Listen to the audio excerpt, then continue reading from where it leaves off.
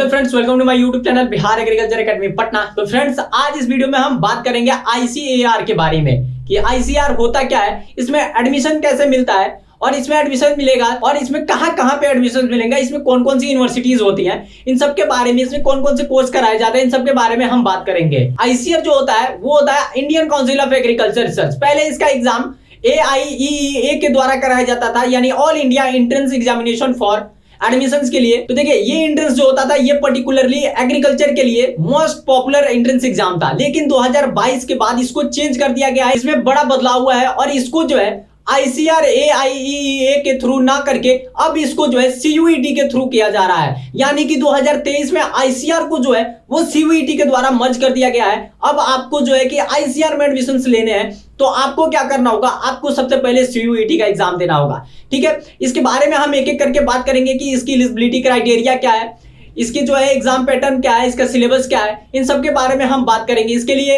कौन कौन एप्लीकेबल है, कौन एप्लीकेबल है, इन सब के बारे में एक एक करके बात करेंगे। तो देखिए, यहाँ पे जो है आईसीआर जो है वो यूजी और पीजी कोर्सेज दोनों प्रोवाइड कराती है। बेसिकली आज हम यूजी कोर्सेज के बारे में बात करेंगे। यूजी कोर्सेज में आ जाती है BSc agriculture, BSc horticulture, BSc fisheries और भी तमाम, जैसे BSc फॉरेस्ट्री, ऐसे और एलाइड साइंस के जो भी और कोर्सेज होती है वो आ जाती है यहाँ पे। इसके लिए जो है आईसीआर एग्जाम कंडक्ट करवाता था, लेकिन अब जो है कि एग्जाम CUET कंडक्ट करवाता है, लेकिन आईसीआर को उसके साथ मर्ज कर दिया गया है। यानी अगर आपको ऑल इंडिया लेवल पे एडमिशंस लेने हैं तो आपको CUET का एग्जाम देना होगा और CUET का एप्लीकेशन जब आप फॉर्म भरेंगे तब आपको क्या करना होगा, तब सबसे पहले आपको आईसीआर को चूज करना होगा। आईसीआर जो है तो इसमें जो है स्टेट यूनिवर्सिटीज है वो 64 है, उसके बाद डीम्ड यूनिवर्सिटीज 4 है, सेंट्रल एग्रीकल्चर यूनिवर्सिटीज की जो संख्या है वो 3 है और सेंट्रल यूनिवर्सिटीज की संख्या 4 है। देखिए, आपको कंफ्यूजन होगा सेंट्रल यूनिवर्सिटीज और central agriculture universities. Central agriculture universities basically वो यूनिवर्सिटीज है जिसमें एग्रीकल्चर से रिलेटेड जो भी कोर्सेज है वो प्रोवाइड कराई जाती है, लेकिन सेंट्रल यूनिवर्सिटीज हो गई इसमें एग्रीकल्चर से हटके आपको जो BSc एग्रीकल्चर से हटके आपको BSc केमिस्ट्री या BSc बायोलॉजी, कोई भी आप कुछ भी करना चाहते हैं, आप उसके साथ मेडिकल्स या डिफरेंस कोर्सेज जितने भी हो गए वो सब कराई जाती है। ये सेंट्रल यूनिवर्सिटीज हो गई, यानी लाइक BHU जो है वो सेंट्रल यूनिवर्सिटीज है और doctor Rajendra Prasad agriculture universities Pusa वो आपका एग्रीकल्चर यूनिवर्सिटीज है। देखिए, अब यहाँ पे हम बात करेंगे उसके एलिजिबिलिटी क्राइटेरिया के बारे में।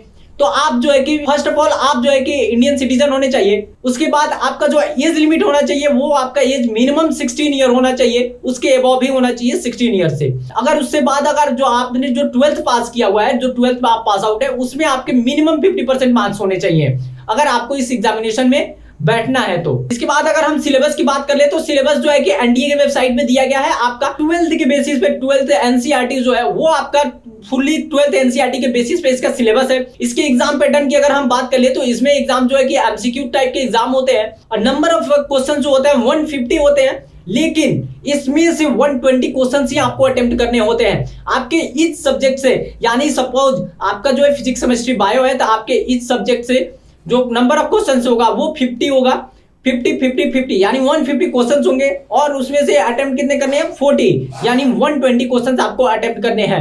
तो इसमें जो है टाइम ड्यूरेशन जो होता है वो पर सब्जेक्ट, यानी पर ईच सब्जेक्ट के लिए जो होता है, ईच सब्जेक्ट के लिए होता है वो आपका होता है 45 मिनट, यानी कि आपको 45 मिनट में आपको जो है कि 40 क्वेश्चन अटेम्प्ट करने होते हैं ईच सब्जेक्ट के।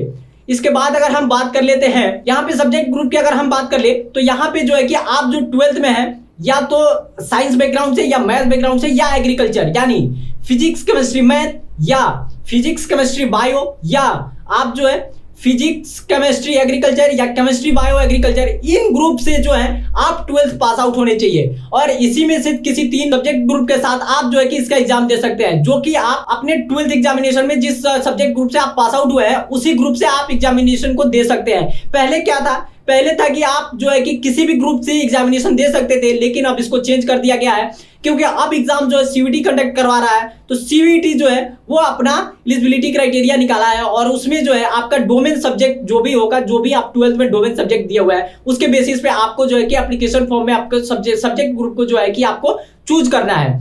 अगर हम बात करें इसके एग्जामिनेशन की तो इसका एग्जामिनेशन जो होता है वो आपका, इसके एग्जामिनेशन के बारे में हम बात करें तो इसका जो फॉर्म आता है वो आपका आता है फरवरी लास्ट तक और आपका जो इसका एग्जामिनेशन होता है वो होता है मई लास्ट तक होता है, मई से जून के बीच में इसका जो है कि एग्जामिनेशन होता है। लेकिन जो पहले आईसीआर के एग्जाम होता था वो जुलाई और अगस्त तक एग्जामिनेशन जाते थे।